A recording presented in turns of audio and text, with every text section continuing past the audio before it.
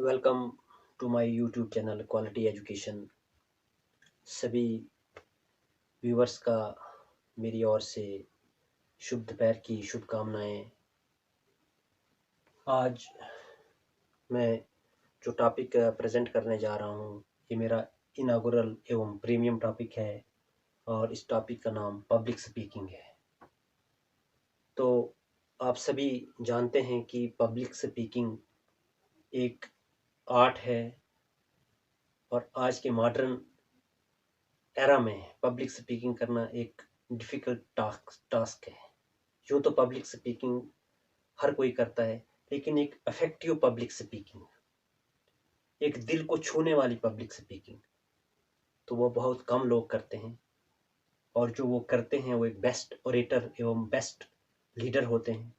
तो उसी के विषय पर आज हम बात करने जा रहे हैं कि पब्लिक स्पीकिंग क्या है और पब्लिक स्पीकिंग को इफ़ेक्टिव बनाने के लिए, पब्लिक स्पीकिंग को इन्फ्लुएंशियल बनाने के लिए हम किन किन चीज़ों पर ध्यान देंगे, वो कौन से की पॉइंट्स हैं जिनको अगर हमने ध्यान में रखा और उन्हीं की पॉइंट्स को मद्देनज़र रखते हुए हमने पब्लिक स्पीकिंग की, तो ये मेरा वादा है, एक आशावादी होके मैं ये बात कहता हूँ कि ज़रूर हम अपनी पब्लिक स्पीकिंग को कामयाब करेंगे। तो सबसे पहले अगर की पॉइंट्स की बात करें पब्लिक स्पीकिंग की, तो उसमें सबसे पहला पॉइंट आ जाता है ग्रीटिंग्स टू गॉड। गॉड को विश करना, जो हमारा क्रिएटर है, जिसने हमने जन्म दिया, जो पूरी कायनात का क्रिएटर है। सबसे पहला पॉइंट जो है ग्रीटिंग टू गॉड, गॉड को ग्रीट करना। अब अगर हमारा विषय में एक इंग्लिश पब्लिक स्पीकर हूँ, तो I have to greet the god in English. अगर मैं एक हिंदी का पब्लिक स्पीकर हूँ, हिंदी में अपना संबोधित दे रहा हूँ, तो have to greet the god in Hindi language.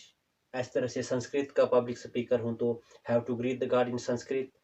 जिस लैंग्वेज में आप स्पीकिंग करने जा रहे हैं, तो उसी लैंग्वेज में आपने गॉड को ग्रीट करना है। तो पहला पॉइंट पब्लिक स्पीकिंग का है ग्रीटिंग्स टू गॉड, गॉड को ग्रीट करना।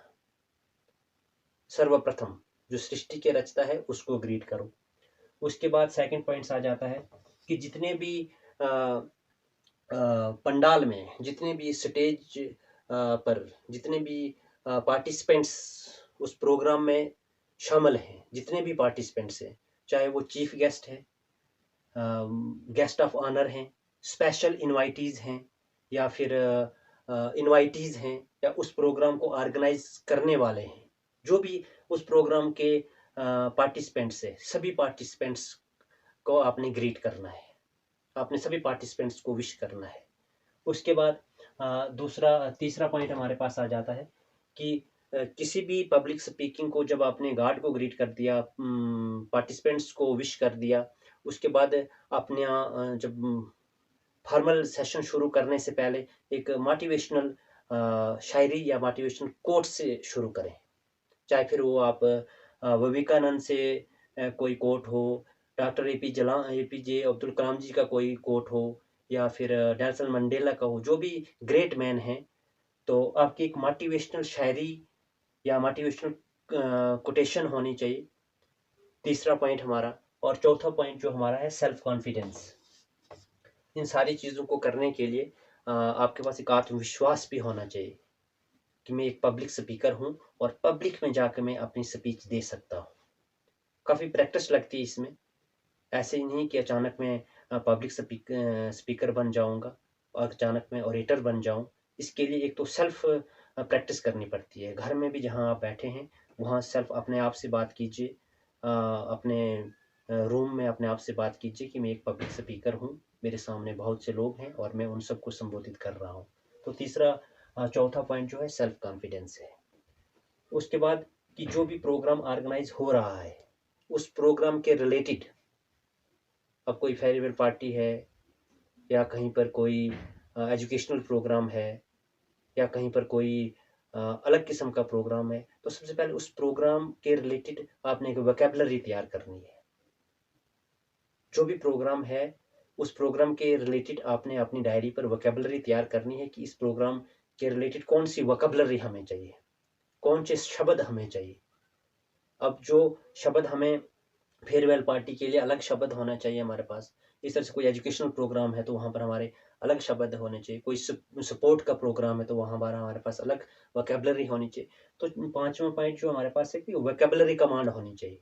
जिस भी सेशन में आप जा रहे हैं, जहाँ पर आप पब्लिक गैदरिंग को स्पीक कर रहे हैं, चाहे वो पॉलिटिकल इशू है, एजुकेशनल इशू है, या फिर कोई एंटरटेनमेंट का इशू है, एंटरटेनमेंट का सेशन है, तो अलग अलग जो सेशन आपने लेने हैं, तो जहाँ जहाँ जैसा जैसा प्रोग्राम है उस प्रोग्राम के रिलेटेड वैसी ही वोकैबुलरी हमारे पास होनी चाहिए।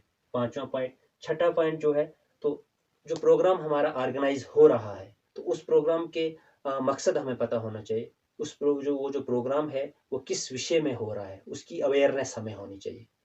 फिर जाकर हम हमारी वोकैबुलरी भी उसी हिसाब से हम चूज कर सकेंगे। Awareness of the programme.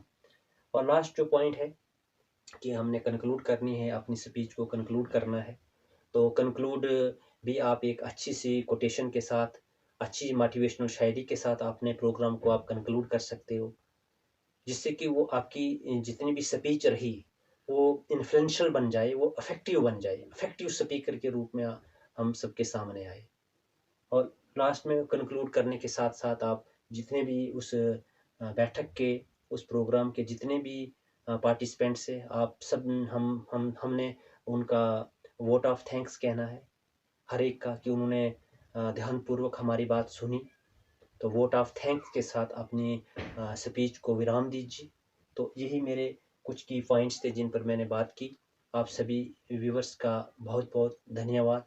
हम सब का समय शुभ एवं मंगलकारी रहे, क्योंकि जीवन की किस घड़ी एवं किस पल में क्या हो जाए इसका हमें ज्ञात नहीं। इसलिए हम सब ईश्वर से यही प्रार्थना करें कि हमारा समय शुभ एवं मंगलकारी रहे। आप सबका धन्यवाद।